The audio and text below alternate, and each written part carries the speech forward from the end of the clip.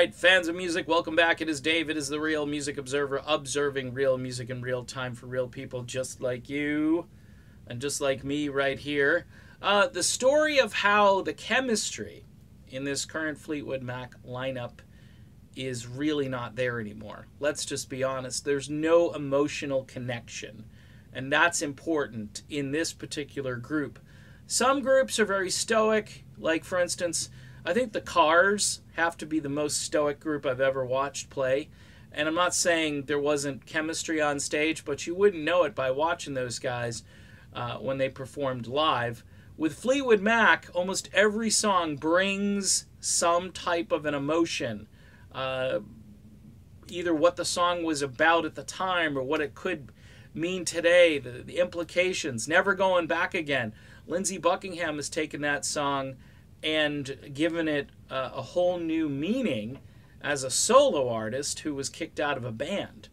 So you bring in Campbell and Finn, who are very stoic, who are very pedantic, who don't seem to have any real investment in this group other than covering. Because that's what they're doing. It's like, you know, the guy calls in sick and they need a replacement. Somebody comes in, substitute teacher. You know, Neil Finn is kind of like your substitute math teacher. And Mike Campbell is your substitute chemistry teacher. Chemistry. He's the casual chemistry teacher. And he's teaching Neil Finn how to have casual chemistry with Stevie Nicks. It's not there, folks. And that's another reason why fans have gone sort of ape bleep over this situation. They just can't believe it. That not only did you dismiss this great musician, but you literally broke the chain that you shouldn't be breaking, the chain that is the song, basically. And it's just bizarro world to look up there and see these two guys who have no attachment to this group. And you may say, well, Dave, every band that's replaced a member has gone through the same thing.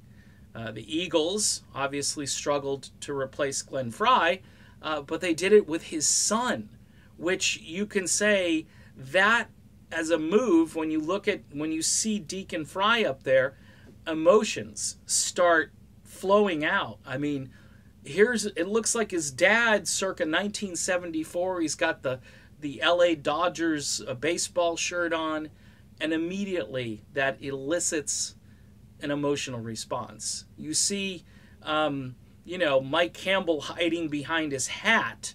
That's not Lindsey Buckingham. You see Neil Finn, sort of in key, singing these songs, the way they were sung to a degree, but with almost no emotion, because he didn't live Rumors, he didn't live Tusk, he didn't live Mirage. This is a group that depends on emotion. And taking those guys and putting them in and taking like your electrical charge, which was Lindsey Buckingham, and removing him from the group, this is the kind of void that just can't be filled. And it's more than just great musicianship. It's the whole aura, Stevie Nicks likes to talk about aura. This is the whole aura of Fleetwood Mac. It was that tension, that chemistry between her and Buckingham and McVie to some degree. And even Mick Fleetwood. I mean, everybody on stage. John McVie, too. I mean, this was a group that was just surrounded and bathed in turmoil. And, yeah, they're still in turmoil, but it's a spiraling down the sink, down the drain kind of turmoil. And once that drains out, there's nothing left. And it's not the same, folks. It just isn't. So that's my take about the emotion and how important it is, and how these guys really don't have any emotional connection or investment to this group, and it shows. It's not just the playing, it's not just the singing, it's not just the interactions with the other band members, it's the investment that they can't have. It's like a family member joining from the outside who hadn't been ever in that family, but who was invited in.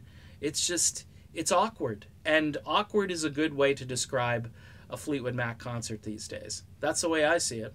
Anyway, you can see all of that emotion if you watch some videos of Lindsey Buckingham during his solo tour, his solo anthology tour. He was just tearing it up and never going back again, that had enough emotion in it to make up for anything that you didn't see with Fleetwood Mac. That's why a lot of fans have said, hey, I'll just go see Lindsey play live, or hey, I'll just celebrate the solo anthology and hope for the best, at least in the future. We shall see if these warring factions get back together again. I say they might, and I'll keep you posted. All right, done. Be back soon. See you then.